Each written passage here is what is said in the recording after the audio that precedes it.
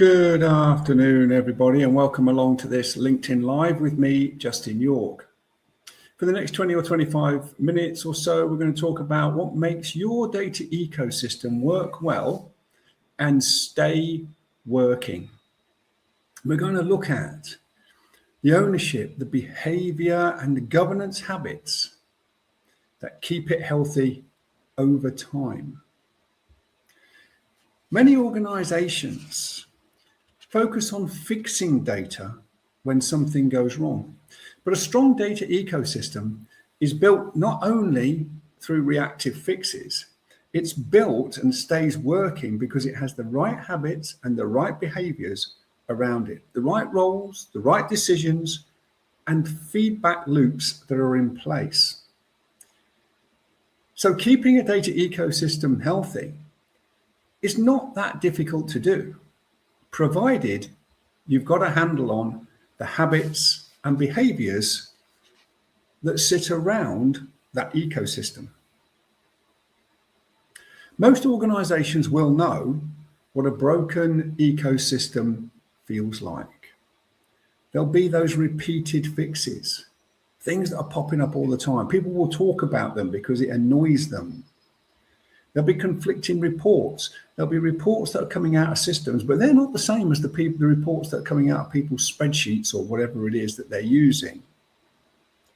There will be all the manual workarounds that exist. And those workarounds exist in people's minds for very, very good reasons, because typically things are too slow, or those steps don't work, or getting that fix takes forever. So my way is much better. We might end up with unclear ownership. So we might have owners assigned, but if they're passive rather than active, then it's unclear. What do they do? What decisions do they make? What resource are they actually allocating? And then there'll be a lot of people that are asking, can we actually trust this data? Because a lot of times people will not have trust and confidence in the data if the data ecosystem isn't performing well.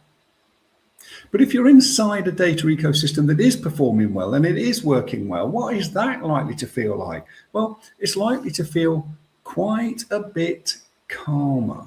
There's not going to be a lot of storms. There's not going to be people running around all over the place trying to fix stuff and do things. Things will look clearer. There'll be more clarity on what is going on. There will be things that you can see, like escalation routes, people like owners being active, data stewards are supported. The data is more trusted. People just take the figures and they say, yeah, I know about this because we know the quality of it and we know the ecosystem is working well. Things are just more visible. You can see a lot more. There's a lot more transparency around than there is if it isn't working too well. And everything is more connected to decisions. So everything that's going on is much more connected to things that are impacting, things that give real impact rather than short-term fixes, that kind of stuff. Because a good data ecosystem doesn't mean nothing ever goes wrong. That's almost impossible. Things go wrong all the time. Even in safety critical systems, things go wrong. Airplanes crash, trains crash, etc. And they are safety critical systems, but things still go wrong. So it's not about things never going wrong. It means much more about the issues are identified, they're visible, and they are resolved properly. That is the key thing that we need to understand. A data ecosystem is much more than the data and the sum of the systems that it sits in. There's lots of facets to it. We're going to go through some of them very quickly. There's got all the data sources. You'll hear me talk about what have we got, where is it, how does it move around, that type of thing. And so what are the data sources? Where is it? How is it moving around inside our organization? Which systems have we actually got? Which ones are legacy systems? Which ones should we have switched off ages ago that are still sitting in the corner consuming electricity? Why haven't we turned them off? Mostly because we don't understand what they do. We've got a load of reports and processes that are there. Processes are particularly interesting because Processes should be followed. I keep going on about the fact that we should follow process. And the reason that we should follow it is that we're all doing it the same way, which makes running an ecosystem much simpler, because you can tell where you need to look when you have to get something fixed. There'll be those dashboards that are there. Dashboards are getting produced. We'll have loads of dashboards, loads of reports. The trick is, with an ecosystem, we have to understand that those things are integral to it and what makes them up, those data sources, systems, and processes. We will have ownership. We will have data owners. We will have data stewards, owners who are accountable, decision makers, stewards who are SMEs, much closer to the data. They make up part of this ecosystem. And some of this is about the behaviors that they bring. There will be technical teams. IT will be there. There'll be other technical system owners, all sorts of things going on in the background, technical, but we need to know about them because they are telling us how it actually works. There will be governance forums. Frindile Chirwell will tell you that this is, a lot of these things are about theatre, and I don't disagree with her. You see a lot of this theatre going on around data governance forums. They're not actually making any difference. They're not really changing anything. And we will see those workarounds that I've already mentioned. We will see retention habits happening. People keeping stuff. They don't know why they keep it, but they just keep it. It's all a little bit vague. And the decision making is the critical underpinning thing for all these things. If we have something going wrong, somebody somewhere has to make a decision. Because your data ecosystem isn't just where the data lives.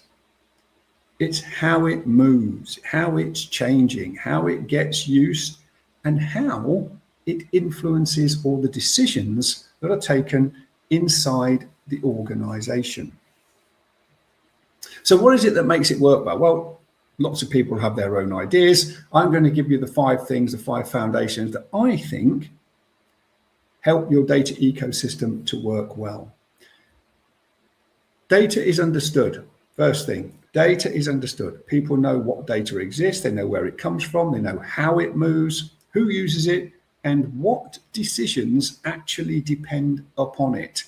Because if you don't understand the decisions that are depending on the data, then how can you keep it to the right standard in order to make those decisions? And if you're making big decisions that involve lots of finance or maybe job cuts or whatever it is, then you need to make sure that the data is understood. We need to understand that data is prioritized, critical, sensitive, high-risk data gets the appropriate action it deserves. Not all of the data is equal. It just isn't. I spoke about this last week. There will be lots of different categories, lots of different criticalities. Those criticalities are essential in order to prioritize how you get stuff fixed when it needs fixing. We will see ownership that is active. Data owners are making decisions. They're removing blockers. They're connecting data quality to business outcomes, to business impacts, making decisions, allocating resource to get stuff done. The data stewards are supported by their data owners. They need to have the time. They need to be able to access the evidence to do their jobs. And they need to understand the escalation routes and have the backing of their data owners. Know that the data owners have got their back so that when they go to them with something, the data owners are not being passive. They will do something about it. And the last thing of the 5 is issues are resolved at source. No more sticking plasters, no more quick tactical fixes, that kind of stuff. Yeah, okay, you need to keep doing them for a while because let's face it, sometimes if you need a system change or a process change or something like that, it isn't going to happen overnight. But the thing is, if you report something and somebody comes back to you and says, oh yeah, that'll be in release 76, which is in October, fine, you know when it's going to be fixed. But what they might do in the meantime is also say, and here is the approved workaround until we get that fix. Right? So we're resolving things at source. We are challenging repeated fixes and we're looking for root causes. Not only the root causes, but when we find them, we remediate them. We come up with a plan about what we are going to do. So a healthy data ecosystem is not one without any issues at all. It's one where the issues don't disappear into silence and become permanent workarounds or temporary sticking plasters. Because we all know when you rip off the sticking plaster, it's not as great as you might first have thought, and we get the problems back. But what makes it stay working? We have to have a distinction about this. So we've got our data ecosystem, they all exist. Every organization has one, large, small, some are complex, some not so complex, but they exist. In the same way that the habits and behaviors around those ecosystems also exist. They haven't gone away, they're always going to be there. And what we have to be careful of is sometimes we will see a data ecosystem working well because we've intervened and we've made sure things are happening and that kind of stuff. But for it to stay working, we need to change the habits and we need to change the behaviors, the cultural approach to these things. Data maturity, data literacy, all these things have to improve. People have to understand what it is that makes the data important and what makes it their responsibility to make sure that they keep stuff at the right standard and they're checking stuff to make sure it's fit for the purpose they're going to put it to. So we need to have regular issue reviews.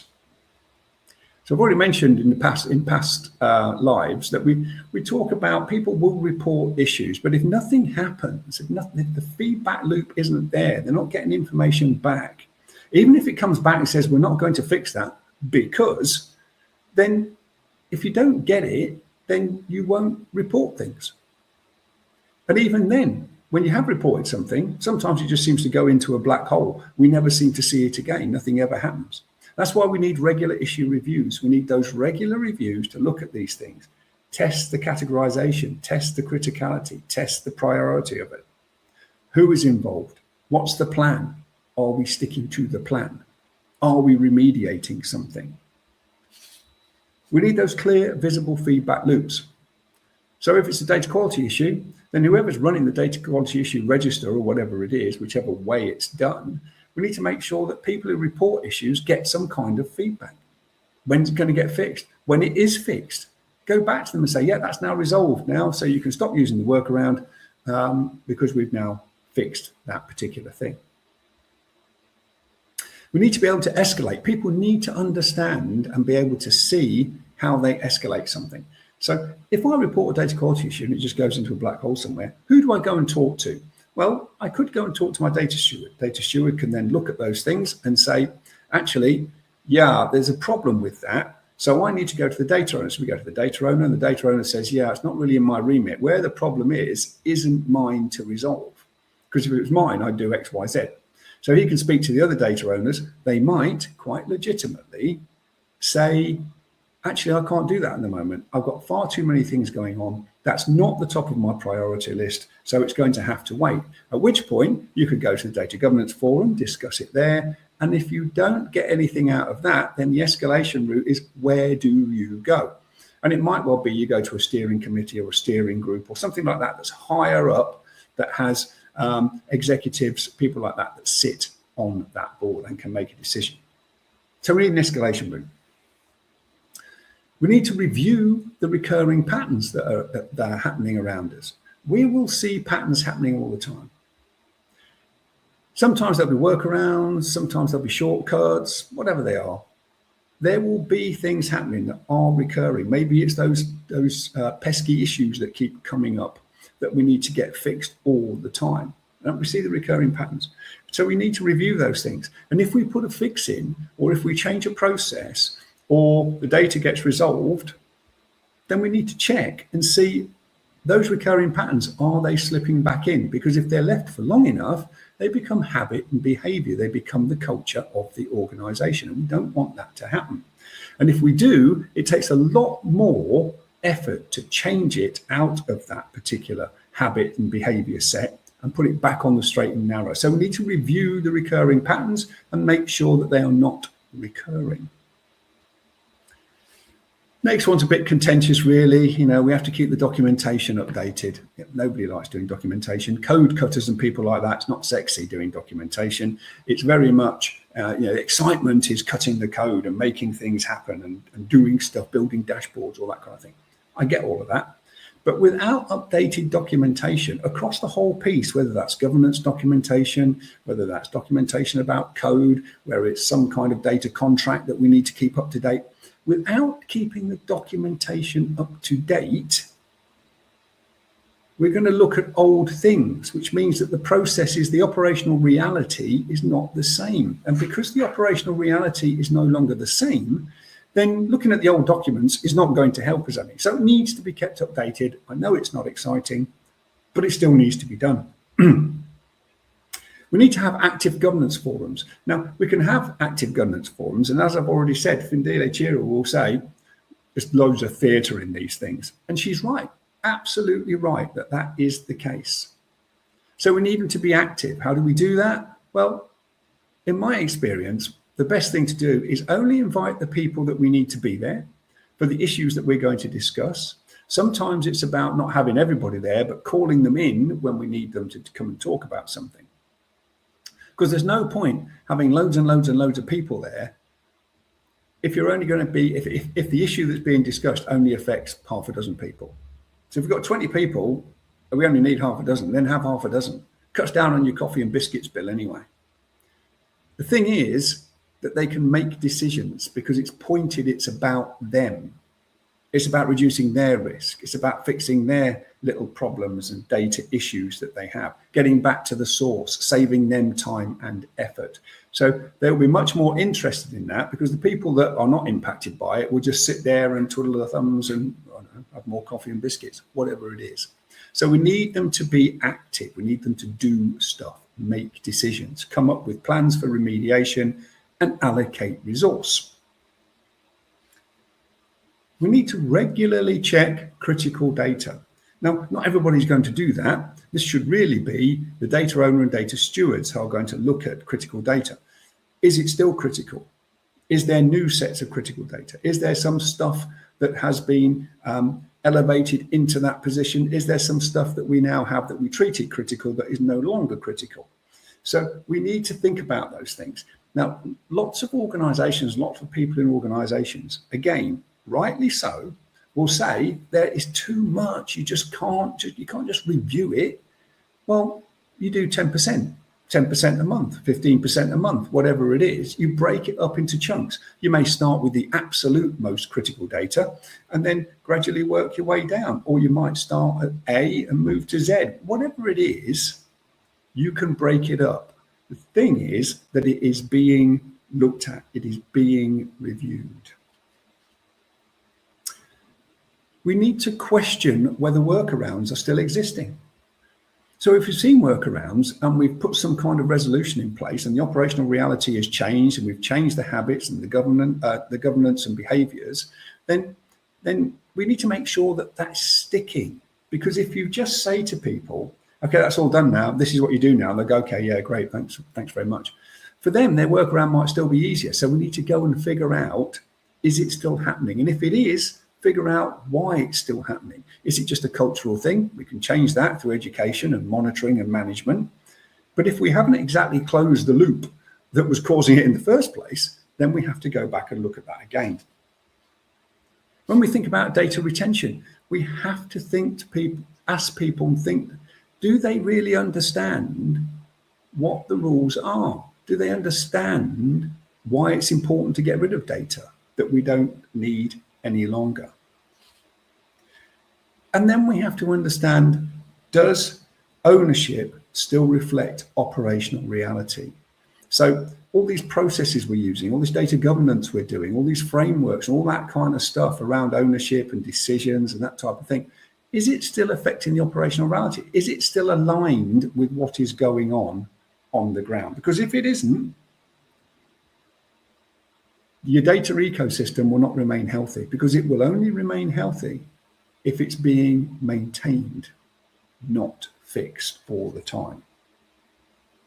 So then we have to think, quite a bit about the behavior layer, because behaviors are going to remain important regardless of what we think about AI is going to take over and all that kind of stuff. For the time being, behaviors are really, really important.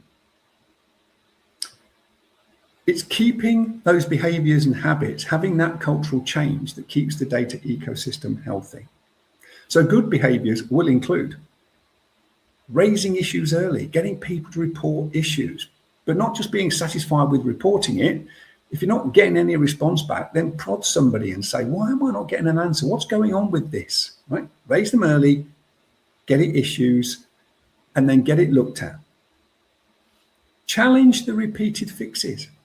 Why are you still doing that? Why is that still happening? We fixed that problem. Well, obviously, I haven't fixed it, because if you had fixed it, I wouldn't be doing this. So we need to challenge where we get repeated fixes. We need to use only agreed sources. When we're creating reports, dashboards, all that kind of stuff, we use the agreed sources, not somebody's spreadsheet that's 5 months old, whatever it is, agreed sources. And yes, we have to make sure that the standards are being maintained and all that kind of stuff. We have to do that. But we should only use agreed sources. If we see the repeated issues keep coming back, then we need to find out why that is. Why does it keep coming back? Is it because of a workaround that's still happening? Is it because of a shortcut that's still happening? Or is it because we didn't fix the process properly or fix the data correctly? Find out what's happening, get it resolved.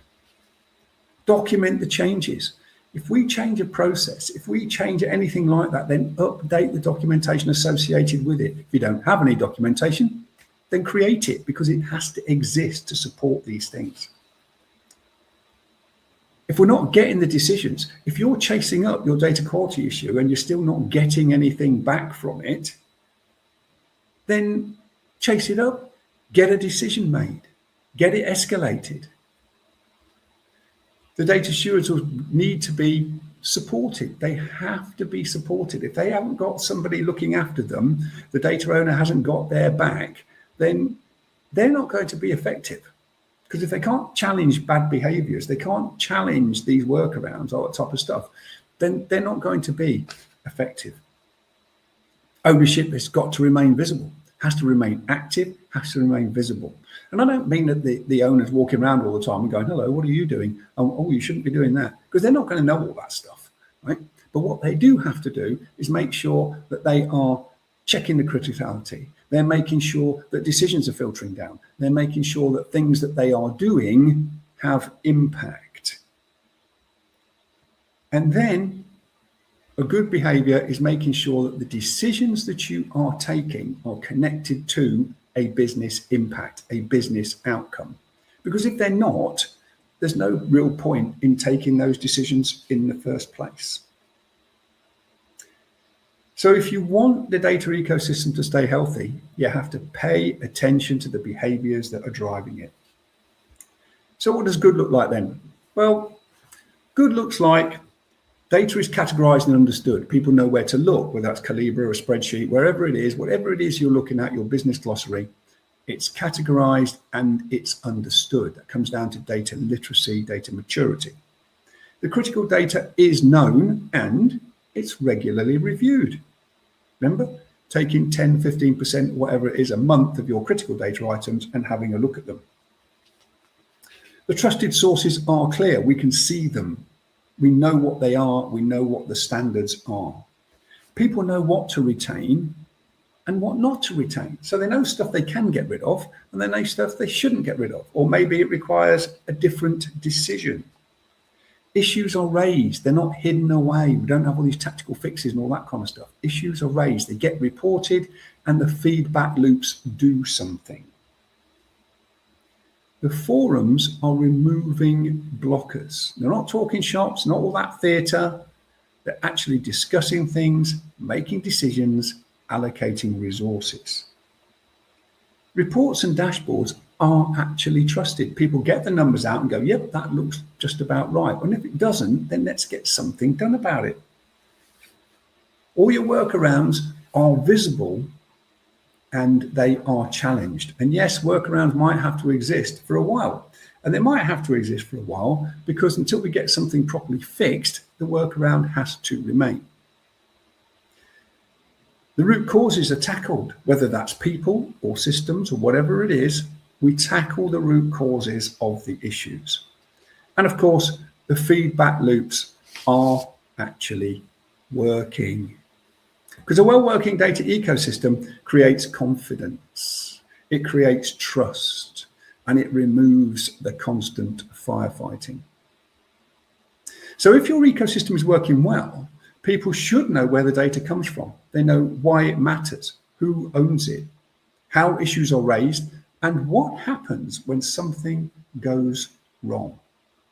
If those things are unclear, the ecosystem may be working only because people are compensating for it. And this is exactly what my data ecosystem diagnostic is designed to explore. What is really happening inside your ecosystem, where issues are recurring, where ownership or behavior gaps exist, and what needs to change to make governance land. If you'd like more information, then comment data diagnostic and I will send you a link with further details. So that's all for today. I hope some of it's resonated. I hope you've got something out of it.